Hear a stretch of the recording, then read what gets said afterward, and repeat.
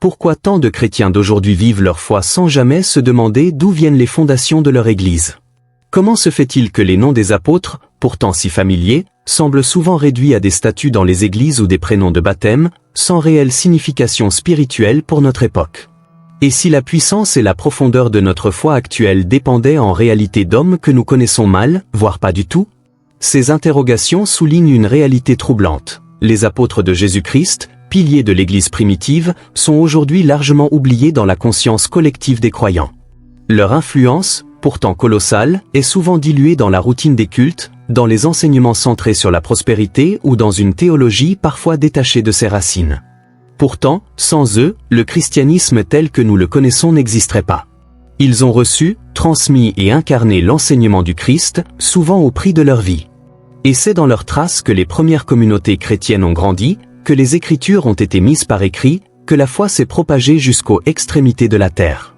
Lorsque nous lisons les évangiles ou les actes des apôtres, il est facile de les considérer comme des récits anciens, confinés à l'histoire.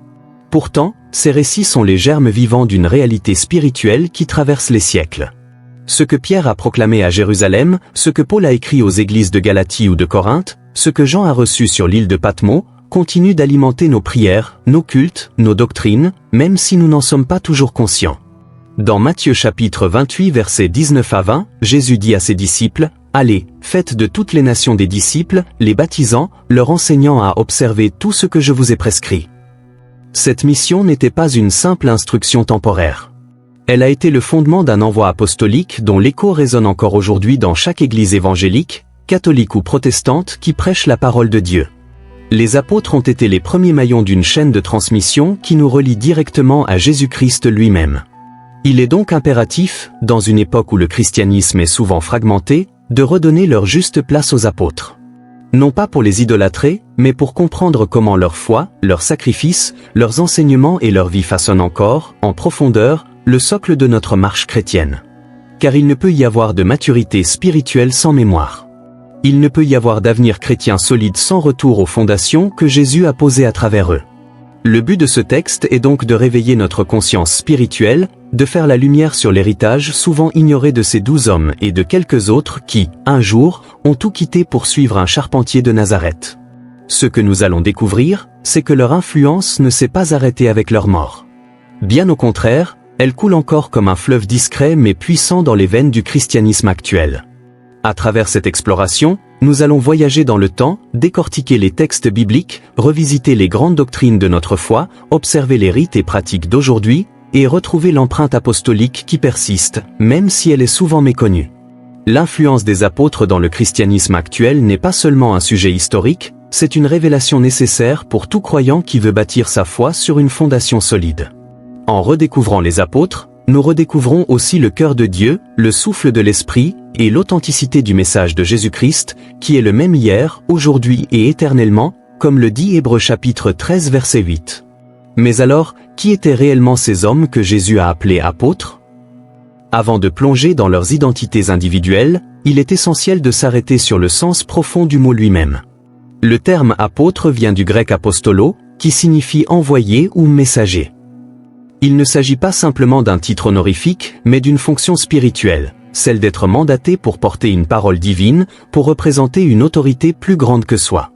Dans le contexte biblique, un apôtre est donc celui qui est envoyé directement par le Christ pour accomplir une mission précise, celle d'annoncer le royaume de Dieu, de poser les fondations de l'Église et de rendre témoignage à la résurrection.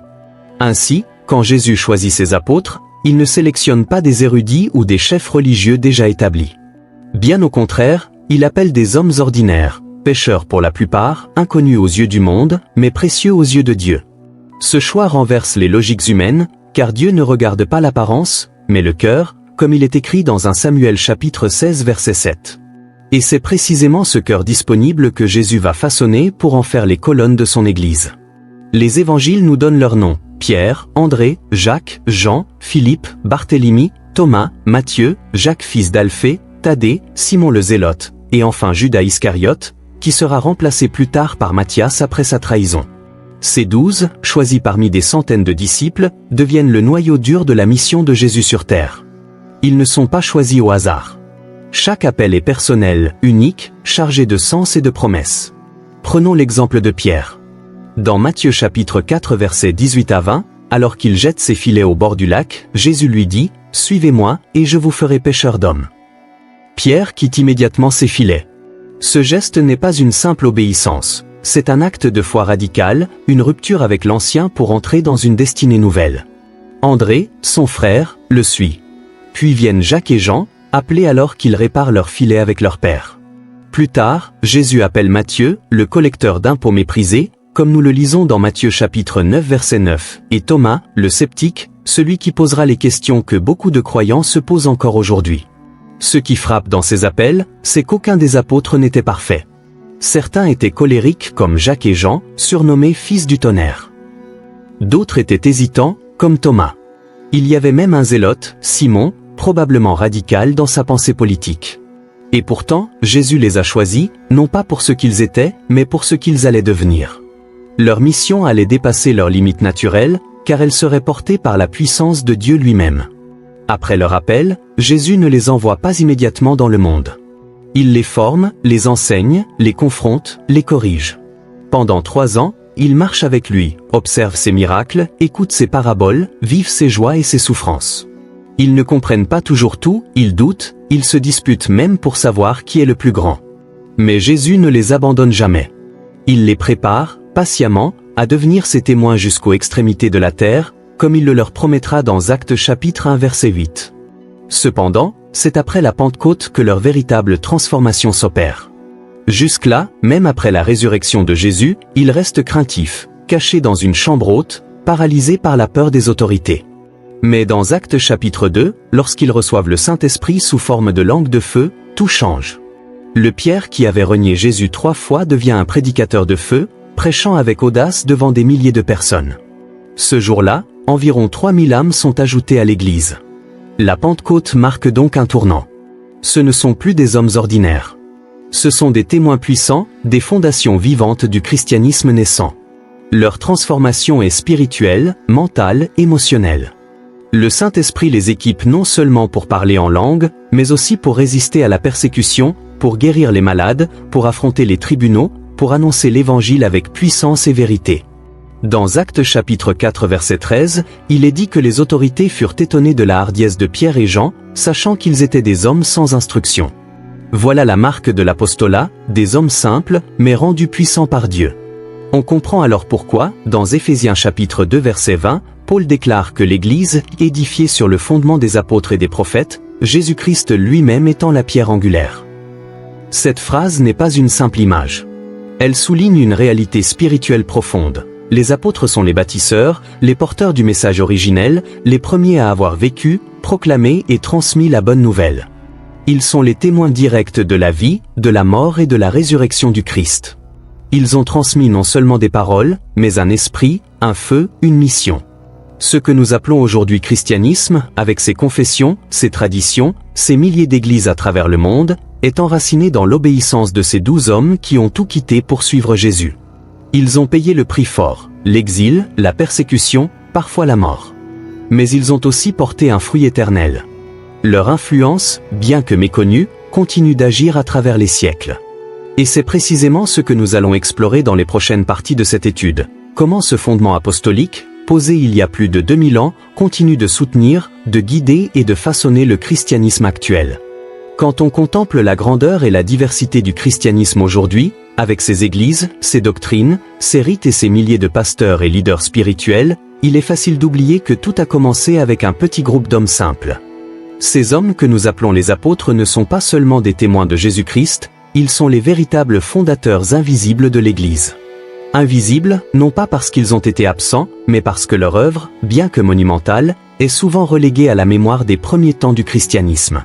Et pourtant, sans eux, sans leur obéissance, leur transmission fidèle et leur courage face à l'adversité, l'Église ne serait pas ce qu'elle est aujourd'hui. Pour comprendre cela, il faut retourner au premier chapitre du livre des Actes des Apôtres. Ce livre, qui est en quelque sorte le prolongement de l'Évangile selon Luc, commence là où les évangiles s'achèvent, avec la promesse de Jésus ressuscité à ses disciples. Dans Actes chapitre 1 verset 8, il leur dit « Vous recevrez une puissance, le Saint-Esprit survenant sur vous, et vous serez mes témoins jusqu'aux extrémités de la terre. » Cette promesse inaugure une ère nouvelle, celle de l'Église. À partir de là, les apôtres prennent les rênes. Mais attention, ils ne dirigent pas selon les critères du monde. Ils dirigent par le service, par l'enseignement, par l'exemple. Le jour de la Pentecôte, lorsque le Saint-Esprit descend comme un vent impétueux, c'est Pierre, le pécheur transformé, qui prend la parole et prêche un message si puissant que 3000 personnes se convertissent en un seul jour, comme il est écrit dans Actes chapitre 2 verset 41. Ce n'est pas seulement le début d'un mouvement spirituel, c'est la naissance visible de l'Église. Mais une Église naissante sans structure, sans fondation doctrinale, aurait vite sombré dans la confusion. C'est là que le rôle des apôtres devient fondamental. Leur enseignement, d'abord oral puis progressivement écrit, a servi de socle à la foi chrétienne. Contrairement à ce que l'on pourrait penser, ils n'ont pas seulement parlé de Jésus, ils ont interprété sa vie, sa mort, sa résurrection et son retour selon la lumière du Saint-Esprit. Ils ont clarifié les grandes vérités. Qui est Jésus? Pourquoi est-il mort? Que signifie être sauvé? Comment vivre en tant que disciple? Leur enseignement n'était pas une simple répétition des paroles de Jésus, c'était une mise en forme inspirée, adaptée aux réalités des croyants, mais fidèle au message originel. C'est ce que l'on retrouve dans les lettres de Paul, de Pierre, de Jacques ou de Jean, un corpus doctrinal qui va structurer toute la foi chrétienne. Par exemple, la doctrine du salut par la foi, si centrale pour nous aujourd'hui, trouve sa base dans les écrits apostoliques, comme dans Éphésiens chapitre 2 versets 8 à 9, où Paul écrit « Car c'est par la grâce que vous êtes sauvés, par le moyen de la foi, ce n'est point par les œuvres, afin que personne ne se glorifie. » Mais les apôtres n'étaient pas que des enseignants, ils étaient aussi des fondateurs de communautés. Chaque voyage missionnaire, chaque déplacement, chaque lettre était accompagné du souci de voir naître et grandir des églises locales. Dans Actes chapitre 14 verset 23, on voit Paul et Barnabas établir des anciens dans chaque église, montrant ainsi que les apôtres ne se contentaient pas de prêcher l'évangile. Ils formaient des leaders, structuraient des assemblées, mettaient en place des bases solides pour que les communautés puissent persévérer même en leur absence. Ils posaient des fondations humaines, mais aussi spirituelles. Ces communautés naissantes, qu'elles soient à Antioche, à Corinthe, à Éphèse ou à Rome, étaient soudées non par des programmes ou des institutions, mais par une communion vivante autour de la personne du Christ et de l'enseignement apostolique. Dans Actes chapitre 2 verset 42, il est écrit « Ils persévéraient dans l'enseignement des apôtres, dans la communion fraternelle, dans la fraction du pain et dans les prières. » Ce verset résume à lui seul la vie de l'Église primitive, une foi enracinée dans la parole transmise par les apôtres, vécue dans la communauté, nourrie par la scène et soutenue par la prière. L'unité autour de cet enseignement était capitale. Elle était le rempart contre les hérésies, les divisions et les fausses doctrines. C'est pourquoi les apôtres se réunissaient pour traiter des questions sensibles, comme lors du concile de Jérusalem en Actes chapitre 15. Là, face à la controverse sur la circoncision des païens convertis, ils délibèrent, prient et décident ensemble sous l'action du Saint-Esprit. Leur rôle n'est donc pas autoritaire, mais pastoral, théologique et communautaire. Ils cherchent la vérité, non pour dominer, mais pour servir l'unité du corps de Christ. Ce modèle d'unité autour de l'enseignement apostolique est encore visible aujourd'hui dans les confessions chrétiennes qui se veulent fidèles aux Écritures. Chaque fois qu'un croyant lit les épîtres de Paul, chaque fois qu'un pasteur enseigne à partir des lettres de Pierre ou de Jean, chaque fois qu'une église célèbre la scène en se rappelant les paroles fondatrices des apôtres, c'est leur influence qui continue d'agir. Invisible, certes, mais réelle et puissante. Il est donc faux de croire que l'œuvre des apôtres s'est arrêtée à leur mort. Au contraire, leur empreinte est partout. Leurs écrits sont lus chaque semaine dans les églises du monde entier. Leur modèle de foi, de persévérance et de sainteté inspire encore les disciples de Christ aujourd'hui. Leur enseignement constitue le fondement du Nouveau Testament. Et leur courage, leur passion, leur fidélité jusqu'au martyre continuent d'être des exemples pour tous ceux qui veulent suivre Jésus dans un monde souvent hostile à la vérité. Finalement, si les apôtres ne sont plus visibles physiquement, leur œuvre ne cesse de porter du fruit. Ils ont planté des semences qui, 2000 ans plus tard, produisent encore des moissons. Ils ont bâti, souvent dans la douleur, ce que des générations entières ont pu habiter. Et c'est là toute leur grandeur, ils ont été les premiers, les fondateurs, mais ils n'ont jamais cherché la gloire. Ils ont obéi, aimé, transmis. L'Église leur doit plus que des statuts ou des souvenirs, elle leur doit sa naissance, sa structure, son message et sa continuité. Ils sont les colonnes invisibles, mais indestructibles, sur lesquelles repose toute la maison de Dieu.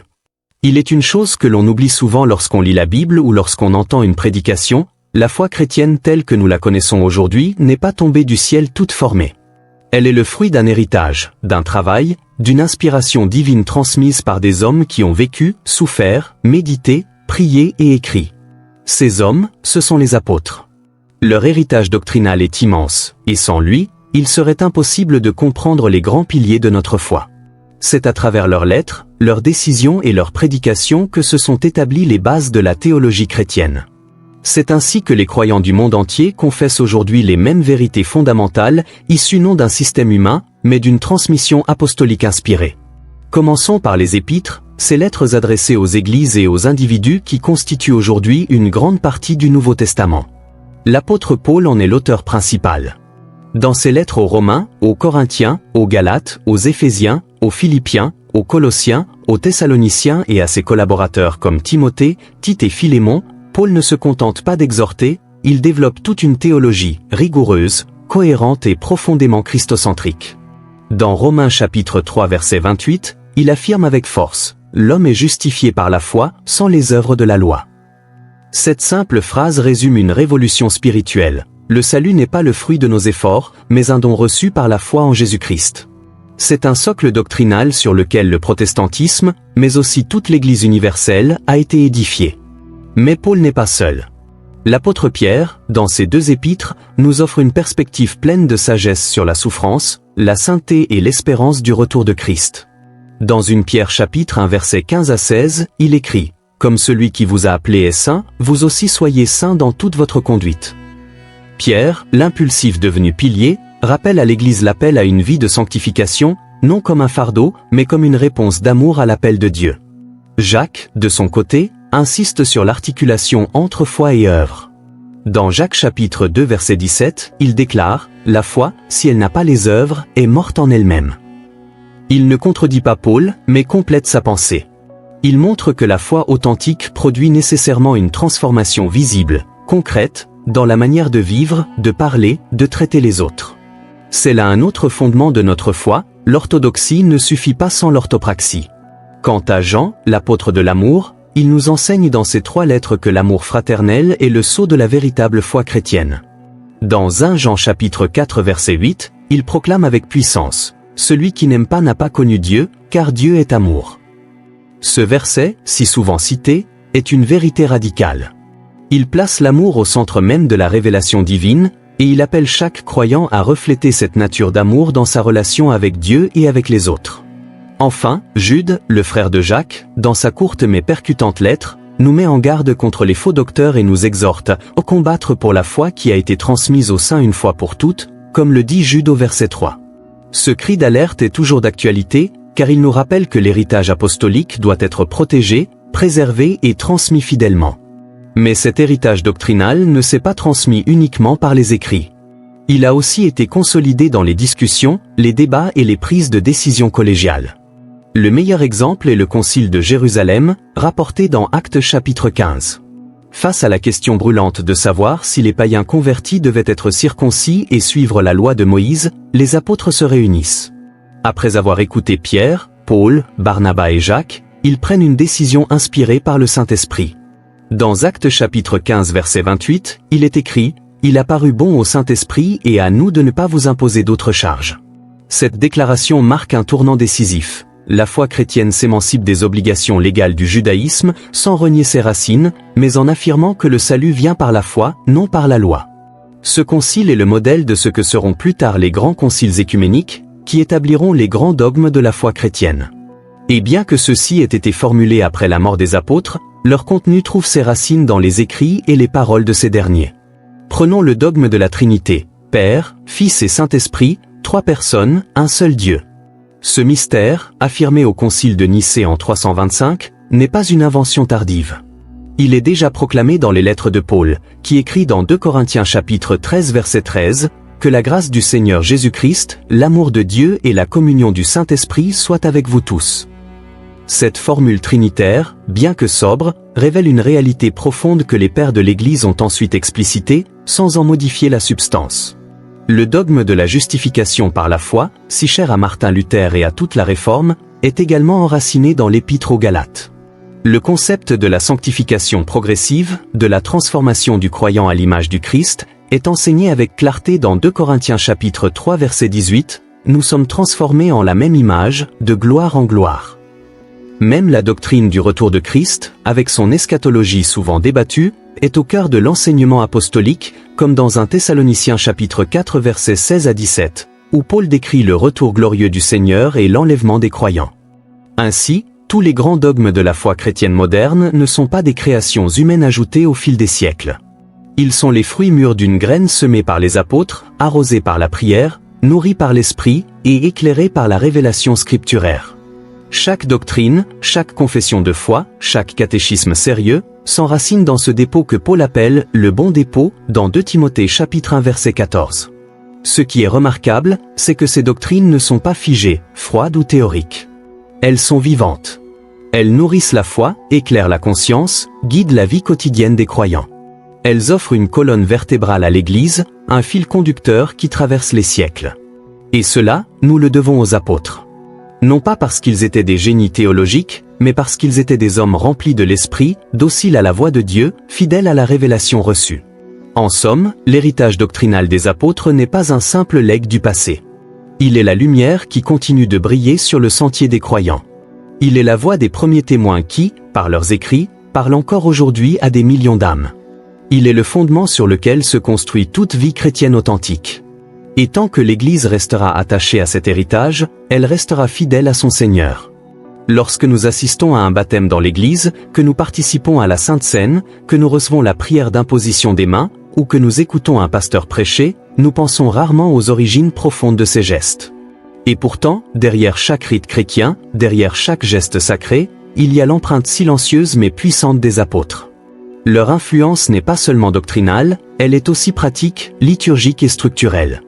L'Église d'aujourd'hui, dans sa diversité de formes, reste profondément marquée par le modèle qu'ils ont instauré, sous l'inspiration du Saint-Esprit. Commençons par le baptême. Ce rite fondamental de l'entrée dans la vie chrétienne est directement hérité de la mission apostolique. Dans Matthieu chapitre 28 verset 19, Jésus confie aux apôtres cette mission. « Allez, faites de toutes les nations des disciples, les baptisant au nom du Père, du Fils et du Saint-Esprit. » Ce n'est pas une simple formalité. Pour les apôtres, le baptême est un acte de foi, de repentance, de mort et de résurrection spirituelle. Lors de la Pentecôte, après que Pierre eut prêché avec puissance, les auditeurs demandèrent « Que devons-nous faire ?» Et Pierre répondit dans Actes chapitre 2 verset 38, « Repentez-vous et que chacun de vous soit baptisé. » C'est ainsi que 3000 âmes furent ajoutées à l'Église ce jour-là. Le baptême, tel que pratiqué encore aujourd'hui, est donc un héritage direct de cette action apostolique initiale. La Sainte Seine, ou Seine du Seigneur, est un autre rituel central institué par Jésus mais transmis, expliqué et perpétué par les apôtres. Paul, dans 1 Corinthiens chapitre 11 versets 23 à 26, rappelle fidèlement les paroles du Seigneur lors de la dernière scène. Il écrit « Car j'ai reçu du Seigneur ce que je vous ai enseigné ». C'est par cette déclaration que l'on voit la chaîne de transmission apostolique. Les premiers chrétiens rompaient le pain ensemble, non comme une tradition humaine, mais comme une célébration vivante de la mort et de la résurrection du Christ. Chaque fois qu'ils prenaient le pain et le vin, ils proclamaient la mort du Seigneur jusqu'à ce qu'il revienne. Ce rituel demeure, dans presque toutes les confessions chrétiennes, un lien sacré avec l'Église primitive.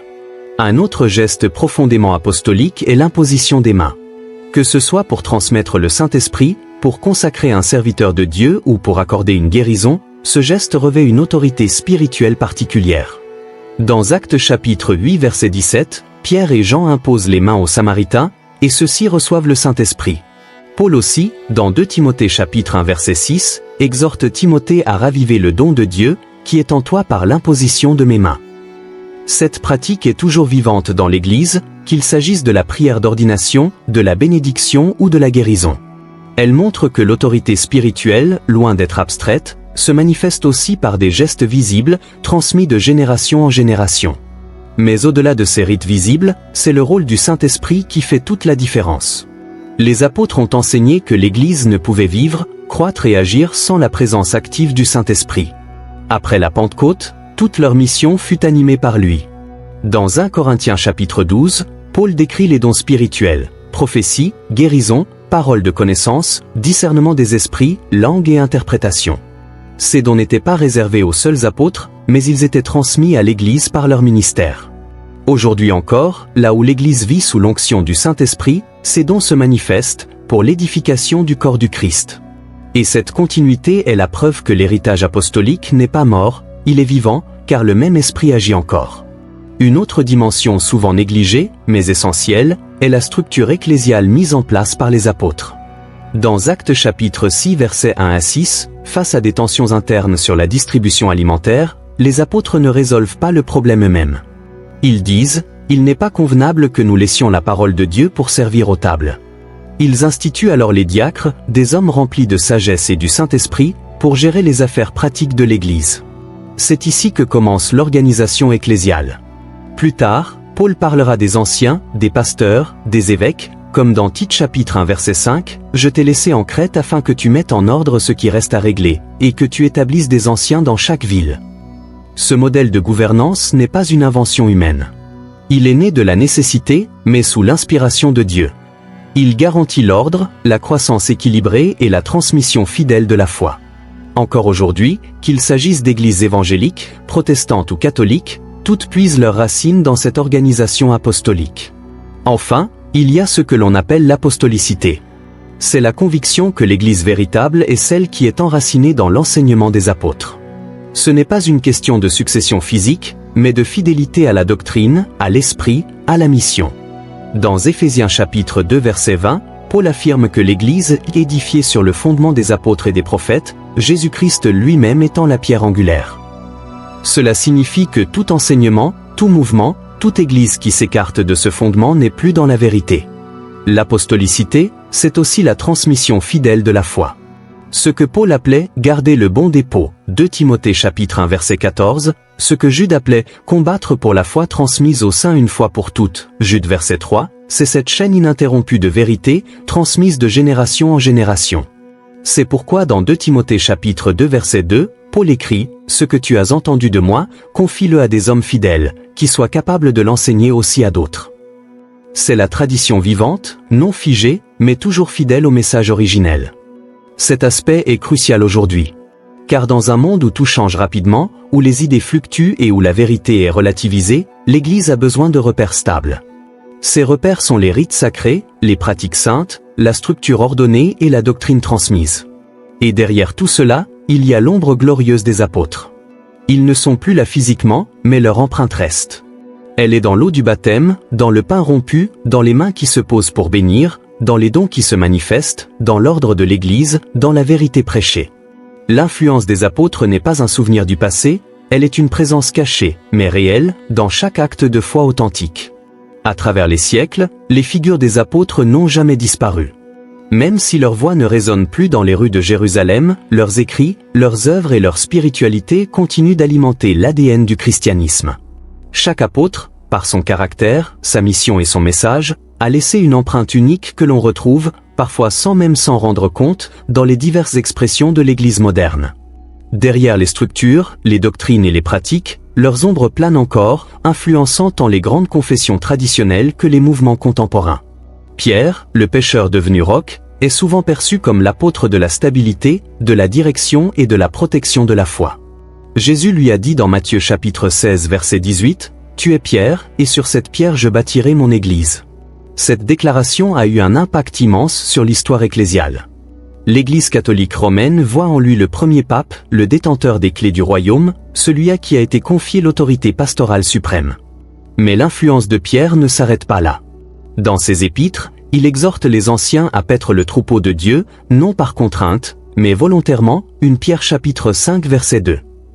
Cette vision pastorale, équilibrée entre autorité et humilité, a marqué la manière dont les pasteurs et les évêques ont été perçus et formés dans de nombreuses confessions, y compris protestantes. Chez les anglicans, les luthériens et même dans certaines branches évangéliques, la référence à Pierre comme guide du troupeau demeure une image forte. Son parcours, de l'impulsivité à la maturité spirituelle, en fait un modèle pour tous les leaders en devenir. Paul, ancien persécuteur devenu apôtre des nations, est sans doute la figure la plus influente sur le plan doctrinal et missionnaire. Ces lettres constituent l'ossature théologique du Nouveau Testament. Le salut par la foi, la justification, la liberté en Christ, la vie dans l'esprit, tous ces piliers sont issus de sa plume inspirée. Dans Romains chapitre 1 verset 16, il affirme « Je n'ai point honte de l'Évangile, car c'est la puissance de Dieu pour le salut de quiconque croit. » Cette passion pour l'Évangile a donné naissance au mouvement missionnaire mondial. Que ce soit chez les Moraves, les baptistes, les pentecôtistes ou les évangéliques modernes, l'esprit paulinien anime encore la stratégie missionnaire. Aller jusqu'aux extrémités de la terre, contextualiser l'Évangile sans en altérer le fond, bâtir des églises et enseigner la saine doctrine.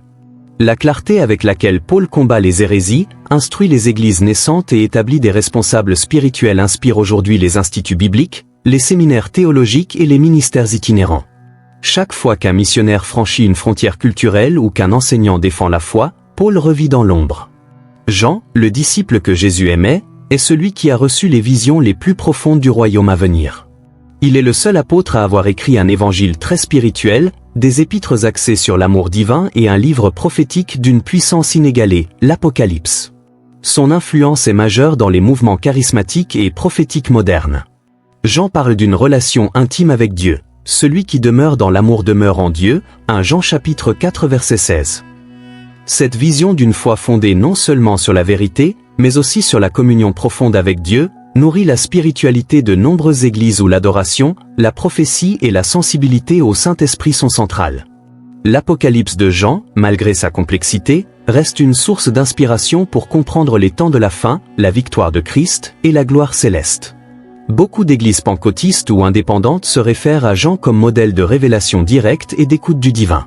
Dans un monde qui cherche des signes, l'apôtre Jean incarne cette voix céleste qui murmure encore au cœur sensible.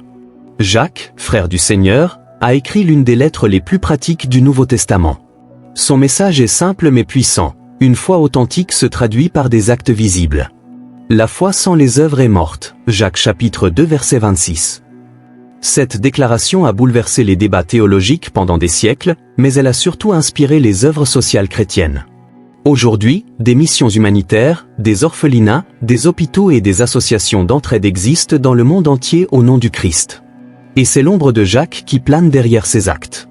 De nombreux croyants, qu'ils soient catholiques, protestants ou évangéliques, trouvent dans son épître un appel clair à vivre une foi active, qui soulage les pauvres, qui lutte pour la justice et qui exprime l'amour de Dieu en gestes concrets.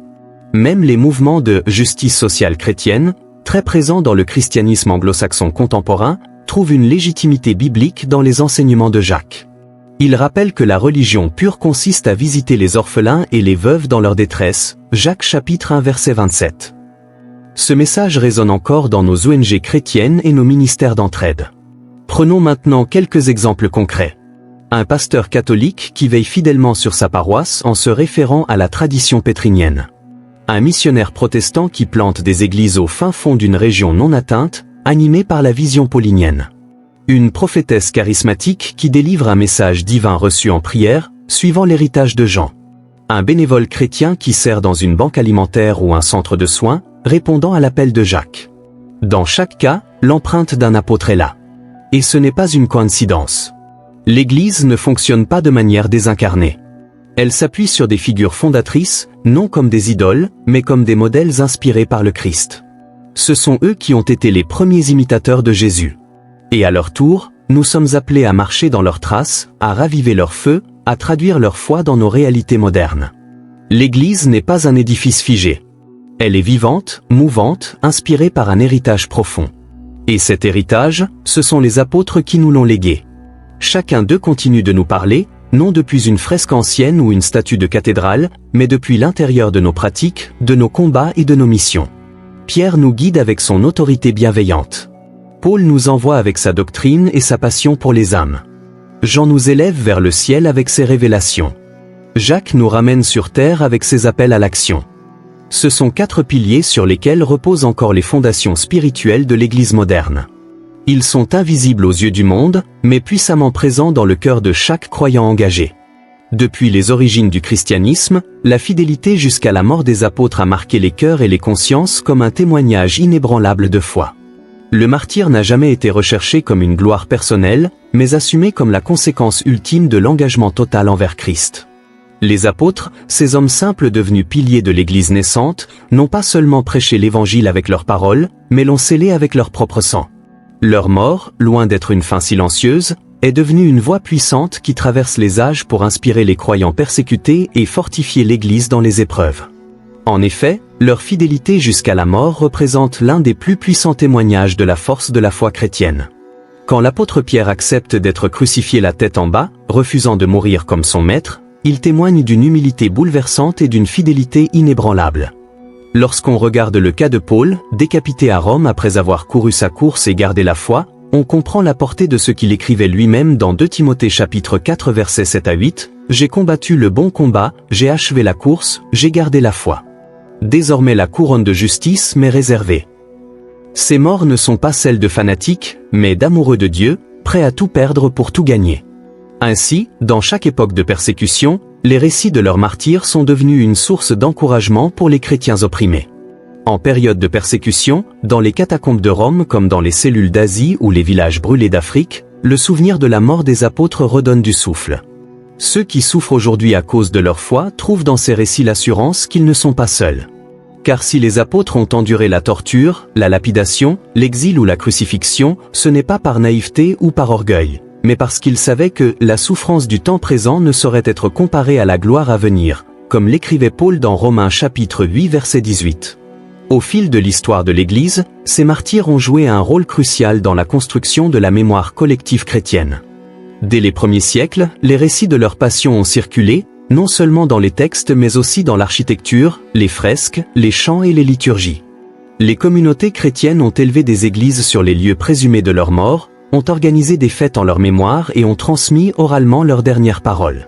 L'Église primitive n'a jamais tenté de masquer leurs souffrances, au contraire, elle les a exposées comme des preuves éclatantes de la puissance du Saint-Esprit dans des corps faibles, comme cela est écrit dans 2 Corinthiens chapitre 12 verset 9 où Dieu dit à Paul, « Ma grâce te suffit, car ma puissance s'accomplit dans la faiblesse. » De plus, l'influence de ces récits ne s'est pas limitée aux croyants, elle a pénétré la culture, la littérature, l'art et même la conscience des persécuteurs eux-mêmes. Certains bourreaux, émus par la foi inébranlable des apôtres, se sont convertis sur le champ. On rapporte que lors de la mort de l'apôtre Jacques le Majeur, un soldat romain fut si frappé par son témoignage qu'il se déclara chrétien et fut exécuté à ses côtés. Ce genre de transformation radicale témoigne de ce que Tertullien déclarait déjà au IIe siècle, le sang des martyrs est une semence, une vérité qui continue de se vérifier à travers les âges. En effet, le sang des apôtres n'a pas simplement coulé comme une offrande passagère, il est devenu semence vivante, féconde, qui a engendré des générations entières de croyants. Chaque fois qu'un chrétien entend parler de l'apôtre Thomas percé par des lances en Inde ou de Barthélemy écorché vif, il ne se contente pas de compatir, mais il se sent appelé à une foi plus profonde, une consécration plus totale. Ces morts tragiques, transformées par la foi en actes de victoire, ont produit des moissons d'âmes dans les siècles suivants. La croissance de l'Église, même dans les contextes les plus hostiles, trouve souvent sa racine dans le souvenir de ces sacrifices. C'est ainsi que le témoignage des apôtres devient un feu qui se propage de génération en génération, allumant des vocations missionnaires, ravivant des églises tièdes, et suscitant un zèle pur et fervent. Ce témoignage ne s'arrête pas à l'histoire, car il continue d'inspirer la transmission intergénérationnelle du courage chrétien.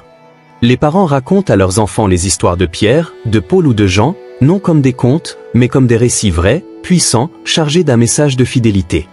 Dans les écoles bibliques, dans les catéchèses, dans les prédications, ces récits forment un socle d'identification.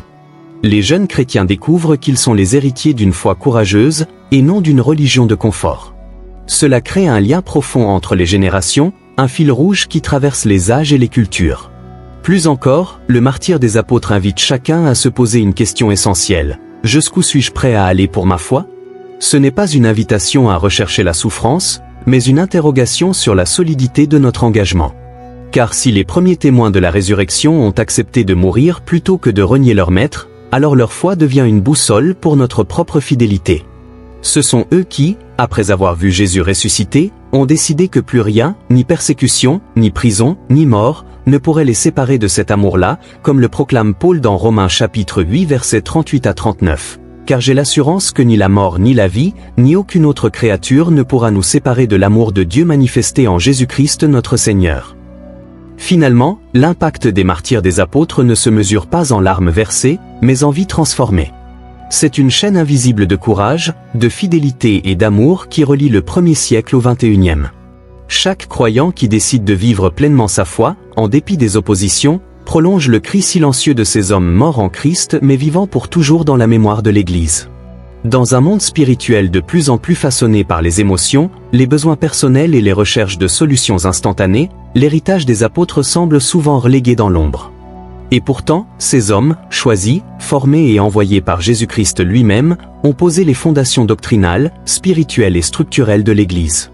Comment expliquer alors que leur influence soit aujourd'hui si peu prêchée, si peu méditée, voire méconnue dans de nombreuses communautés chrétiennes modernes ? D'abord, l'un des éléments majeurs de cet oubli réside dans la transformation du message évangélique en une prédication centrée sur le moi. Là où les apôtres proclamaient la Seigneurie du Christ, la nécessité de porter sa croix et de mourir à soi-même, beaucoup de sermons contemporains se concentrent sur la réussite personnelle, la prospérité, la guérison ou l'épanouissement individuel. Cela crée un décalage profond entre le message apostolique, fondé sur le renoncement, la foi, l'obéissance, et la culture spirituelle actuelle qui prône l'accomplissement personnel avant tout.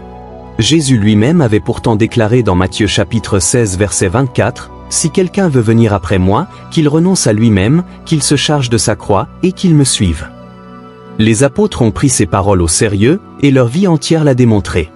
Mais ce langage du renoncement, du sacrifice et du martyre est devenu trop lourd à prêcher dans une époque qui recherche plutôt la légèreté, la satisfaction immédiate et le bien-être. Ensuite, un autre facteur de cette méconnaissance est le conflit latent entre tradition apostolique et révélation moderne. De plus en plus, certaines mouvances chrétiennes mettent en avant des révélations nouvelles, des visions, des rêves, voire des doctrines qui n'ont que peu ou pas d'ancrage dans l'enseignement des apôtres. Cette tension entre ce que les apôtres ont transmis et ce que certains proclament aujourd'hui crée une fracture. Dans le désir de paraître prophétique, innovant ou en avance sur leur temps, certains ministères négligeant les fondements immuables posés par les premiers témoins du Christ. Pourtant, dans Galates chapitre 1 verset 8, Paul met en garde sévèrement, « Mais si nous-mêmes, ou un ange du ciel, annonçait un autre évangile que celui que nous vous avons prêché, qu'il soit anathème. » Cette parole souligne la gravité de s'éloigner de la base apostolique, même au nom de la spiritualité. Ignorer les apôtres, c'est risquer de bâtir sur un sol instable, en dehors des balises que Dieu a lui-même placées pour l'Église. Par ailleurs, le manque d'enseignement clair, profond et continu sur les racines apostoliques de la foi chrétienne contribue également à cette invisibilité. Beaucoup de croyants savent que les apôtres ont vécu avec Jésus, qu'ils ont écrit des lettres ou qu'ils ont été persécutés, mais rares sont ceux qui comprennent réellement leur rôle fondamental dans la structuration de la foi chrétienne. Les épîtres, les actes des apôtres, les décisions doctrinales, les fondations de l'Église primitive ne sont souvent étudiées qu'en surface, voire évitées. Pourtant, c'est dans ces textes que se trouve la colonne vertébrale de notre foi, les réponses aux grandes questions. Qui est Jésus? Comment être sauvé? Comment vivre dans la sainteté? Quelle est la mission de l'Église? Ce déficit de connaissances crée une foi fragile, vulnérable aux fausses doctrines, et désorientée face aux épreuves. Pierre disait dans sa deuxième épître, chapitre 1 verset 10, « Appliquez-vous d'autant plus à affermir votre vocation et votre élection. » Et cela ne peut se faire sans une fondation solide dans l'enseignement des apôtres. De plus, l'Église contemporaine a souvent tendance à se concentrer sur les ministères visibles, populaires, spectaculaires, au détriment de ceux qui enseignent, structurent et fondent. Cette culture du spectacle spirituel contribue à marginaliser les figures fondatrices du christianisme, vues comme dépassées ou trop académiques. Pourtant, revenir à l'enseignement apostolique ne signifie pas se figer dans le passé, mais reconnecter avec l'essence même du message du royaume. Car ce sont les apôtres qui ont reçu directement de Jésus la mission de faire des nations des disciples, d'enseigner, de baptiser, de transmettre la vérité, comme il est écrit dans Matthieu chapitre 28 versets 19 à 20. Allez, faites de toutes les nations des disciples, et enseignez-leur à observer tout ce que je vous ai prescrit. C'est pourquoi il est urgent aujourd'hui de redonner aux apôtres leur juste place dans la foi contemporaine. Il ne s'agit pas de les idolâtrer, mais de les reconnaître comme les instruments de Dieu pour l'établissement de la vérité. Leur vie, leur mort, leur enseignement, leur passion pour l'Évangile sont autant de repères essentiels pour une Église solide, fidèle et équilibrée. L'apostolicité n'est pas un mot ancien réservé aux livres de théologie, c'est une réalité vivante qui touche notre manière de prêcher, de prier, de vivre en communauté, de comprendre les Écritures et d'avancer dans la foi. Cela suppose aussi une réforme intérieure dans le cœur des croyants, une réorientation vers ce qui est fondamental. Il est temps que les messages du dimanche ne soient plus seulement des encouragements émotionnels, mais aussi des enseignements doctrinaux enracinés dans l'héritage apostolique.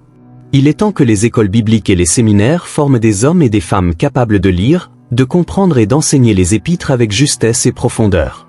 Il est temps que les jeunes générations découvrent que leur foi ne repose pas sur des slogans, mais sur des piliers solides posés il y a 2000 ans par des hommes ordinaires, rendus extraordinaires par l'appel de Jésus.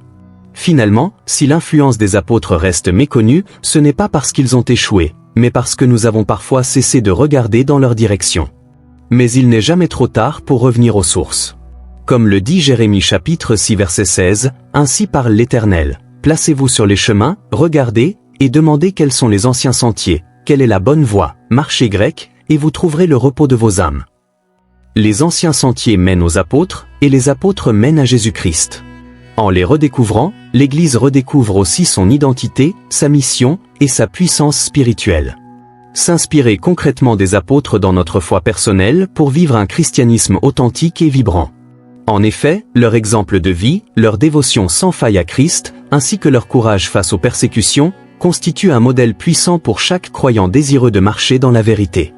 Par leur vie, les apôtres nous enseignent à placer Jésus au centre, non seulement comme un idéal lointain, mais comme une réalité vécue au quotidien, une force qui transforme nos cœurs et renouvelle notre engagement. En s'inspirant des apôtres, il nous faut d'abord renouer avec l'appel à l'unité, une unité non fondée sur des opinions humaines mais sur l'enseignement commun reçu des apôtres eux-mêmes. Comme l'affirme Actes chapitre 2 verset 42, les premiers croyants persévéraient dans l'enseignement des apôtres, dans la communion fraternelle, dans la fraction du pain et dans les prières. Cette unité est le socle sur lequel repose toute communauté chrétienne authentique. Elle est source de force et de témoignage. Ainsi, retrouver cette unité apostolique exige que nous dépassions les divisions, que nous cherchions à comprendre et à vivre la foi comme un corps uni en Christ. Ensuite, leur exemple nous invite à un appel renouvelé à la sainteté, un chemin parfois oublié dans les pratiques chrétiennes contemporaines où la grâce est souvent confondue avec une permission à vivre sans combat. Or, les apôtres insistaient sur la nécessité d'une vie sanctifiée, séparée du péché et dédiée à Dieu. Paul rappelle dans Éphésiens chapitre 4 versets 22 à 24 qu'il faut se dépouiller du vieil homme, se renouveler dans l'esprit de notre intelligence, et revêtir l'homme nouveau créé selon Dieu dans la justice et la sainteté. Cette sanctification n'est pas une simple théorie mais un combat quotidien, une transformation progressive rendue possible par le Saint-Esprit que les apôtres ont reçu et transmis avec puissance. De plus, il est crucial de redécouvrir l'engagement missionnaire qui a animé chaque apôtre et qui reste un impératif pour l'Église d'aujourd'hui. L'évangélisation n'est pas une option mais une commande explicite du Christ. Dans Matthieu chapitre 28 versets 19 à 20, Jésus ordonne à ses disciples d'aller faire des disciples de toutes les nations, de les baptiser et de leur enseigner à observer tout ce qu'il a prescrit. Les apôtres ont vécu cet appel avec passion, allant jusqu'à risquer leur vie pour porter la bonne nouvelle. Aujourd'hui encore, nous sommes appelés à témoigner avec audace dans nos familles, nos communautés, nos villes et même au-delà des frontières. La puissance apostolique, c'est cette audace qui vient du Saint-Esprit et qui dépasse la peur humaine. Pour retrouver cette puissance dans l'Église moderne, il faut aussi que nous remettions l'autorité apostolique au cœur de la vie ecclésiale. Cela ne signifie pas forcément restaurer des structures anciennes telles qu'elles existaient au 1er siècle, mais reconnaître la primauté de l'enseignement apostolique comme critère ultime pour juger de toute doctrine ou pratique. L'Église a besoin de leaders qui, à l'image de Pierre, Paul ou Jean, soient enracinés dans la parole, menés par l'Esprit, et prêts à guider avec sagesse et courage. Car comme il est dit dans 2 Timothée chapitre 3 verset 16, toute écriture est inspirée de Dieu et utile pour enseigner, convaincre, corriger et instruire dans la justice. Enfin, il est essentiel de comprendre que le christianisme d'aujourd'hui repose toujours sur les épaules des apôtres, même si leur nom n'est pas toujours en première ligne dans nos discours. Leur héritage est la racine profonde qui nourrit la foi chrétienne, les doctrines, les sacrements, la structure ecclésiale et l'expérience spirituelle du croyant. Chaque pierre de notre édifice spirituel porte leur marque, et il est de notre responsabilité de veiller à ne pas perdre ce précieux trésor. En cela, redécouvrir les apôtres c'est aussi redécouvrir notre identité véritable, une identité bâtie sur la fidélité à la parole reçue, au témoignage vécu et à la mission confiée. Ainsi, dans ce temps où les défis spirituels sont nombreux, où les influences extérieures tentent de détourner l'Église de sa vocation, retourner aux apôtres, c'est s'armer d'une foi solide, nourrie par la vérité, soutenue par la puissance de l'Esprit et orientée vers la mission. Leur exemple de courage, leur amour indéfectible pour le Christ, leur persévérance dans l'adversité, sont des lumières qui doivent éclairer notre chemin. Plus que jamais, il est temps de s'inspirer d'eux pour construire un christianisme authentique, capable de transformer les vies, les familles et les sociétés. En définitive, c'est à chacun d'entre nous de prendre cette responsabilité à cœur, vivre une foi enracinée dans l'enseignement des apôtres, porter leur flambeau avec fidélité et passion, et transmettre cette richesse spirituelle aux générations futures. Car c'est ainsi que le christianisme continuera à grandir, non pas en suivant les modes passagères, mais en s'appuyant sur les fondations solides que Dieu a posées à travers ses apôtres, fidèles témoins de la vérité incarnée en Jésus-Christ. En résumé, l'influence des apôtres sur le christianisme est profonde et multiple, s'étendant bien au-delà de leur temps terrestre. Ils ont posé les fondations doctrinales qui structurent encore aujourd'hui notre foi, notamment à travers les épîtres de Paul, Pierre, Jacques, Jean et Jude, où sont exposés des principes essentiels tels que la Trinité, le salut par la foi et la sanctification, comme le confirme le Concile de Jérusalem rapporté dans Actes chapitre 15. Par leur enseignement oral et écrit, ils ont formé les premières communautés chrétiennes, insistant sur l'unité autour de leur message commun, comme on le voit dans Actes chapitre 2 verset 42. Cette unité est la pierre angulaire de toute Église fidèle à son appel. Par ailleurs, les rites sacramentels que nous pratiquons aujourd'hui, baptême, sainte seine, imposition des mains, sont des héritages directs transmis par les apôtres, reflétant la continuité de l'œuvre du Saint-Esprit dans l'Église. Leur organisation ecclésiale, avec les anciens, diacres et pasteurs, modèle apostolique encore visible, assure une structure stable et ordonnée indispensable à la vie communautaire. Ainsi, la tradition apostolique, ou apostolicité, garantit que la foi transmise reste fidèle à l'enseignement originel, protégeant l'Église des dérives. De plus, l'influence individuelle de chaque apôtre demeure perceptible dans les différents courants du christianisme actuel. Pierre incarne l'autorité pastorale qui inspire notamment l'Église catholique et certaines églises protestantes, tandis que Paul est le modèle universel de l'évangélisation et de la doctrine missionnaire à l'échelle mondiale. Jean, avec sa dimension prophétique, nourrit la vie spirituelle des mouvements charismatiques, et Jacques inspire la foi agissante qui se manifeste dans les œuvres sociales chrétiennes. Ces apports concrets démontrent que l'ombre des apôtres plane encore sur nos pratiques et nos engagements, même si elle est parfois méconnue. L'impact de leur fidélité jusqu'à la mort, illustré par leur récit de martyrs, a profondément marqué l'histoire de l'Église. Leur courage dans la persécution a nourri l'espérance des croyants à travers les siècles, donnant naissance à l'expression « le sang des martyrs est la semence de l'Église ». Ce témoignage intergénérationnel de bravoure spirituelle continue d'encourager les chrétiens contemporains à persévérer dans la foi, malgré les difficultés. Cependant, malgré cet héritage immense, leur influence reste souvent oubliée ou sous-estimée dans les prédications modernes qui se focalisent sur l'individu, le moi, au détriment des racines collectives et apostoliques. Le conflit latent entre tradition et révélation nouvelle, combiné à un manque d'enseignement sur les fondations apostoliques, contribue à ce décalage.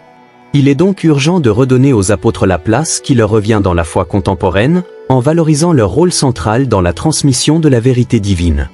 Enfin, redécouvrir les apôtres signifie s'engager à vivre une foi enracinée dans leur exemple et leur puissance spirituelle. Cela implique de cultiver l'unité, la sainteté et l'engagement missionnaire, retrouvant ainsi la puissance apostolique qui a animé les premiers croyants. Le christianisme d'aujourd'hui repose encore sur leurs épaules, et il appartient à chaque chrétien de porter ce flambeau avec fidélité, courage et amour, afin que cette tradition vive et rayonne dans les générations futures. En somme, les apôtres sont peut-être partis, mais leur empreinte est éternelle. Leur héritage est un appel perpétuel à la foi authentique, à la communion sincère et à la mission audacieuse. C'est en honorant cette mémoire et en la transmettant fidèlement que l'Église pourra continuer à grandir, non seulement en nombre, mais en profondeur spirituelle, pour la gloire de Dieu et le salut du monde.